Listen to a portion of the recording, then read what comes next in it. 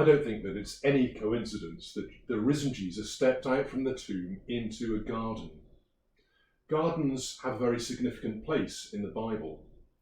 In the very beginning, it was into a garden that God placed the first man and woman. Eden was a garden of life and a symbol of God's new creation of the earth and heavens, a place of joy and potential, a place where human beings might find their place of friendship with God and their role as carers for the earth. As we know, human disobedience spoiled things. Adam and Eve had to leave the garden and things got much tougher. It was in this tough world and in a garden known as Gethsemane that Jesus wrestled in prayer. Alone, his disciples asleep, he agonized at what was to come. And then he was arrested, taken from the garden to a kangaroo court and condemned to death on a cross. A stranger, a man called Joseph from Arimathea, offered a place in his own tomb for the body of Jesus to be placed. And his tomb was in a garden.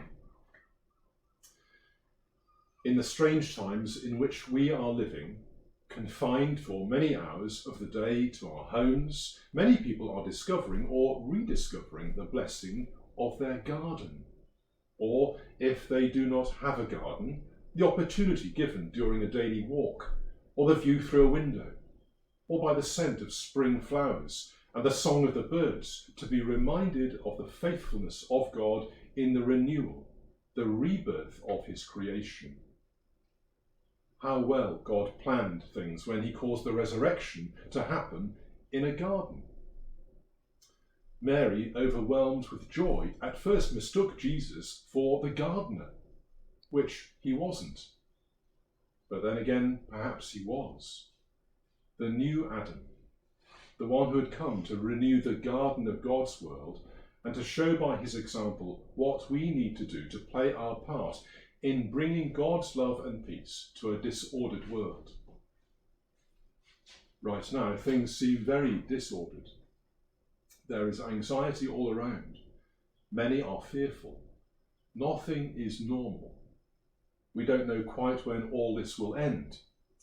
Some of us will know people who are ill and even who have died because of the coronavirus.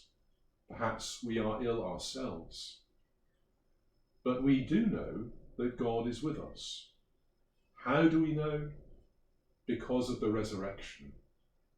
The fact that Jesus rose from the dead shows us that God has never left us and never will leave us, and has conquered even death for us. Today is Easter Day, but it is every day that we can shout, although as Anglicans we might be a little more restrained and just say it, but still know it in our hearts. Jesus is risen.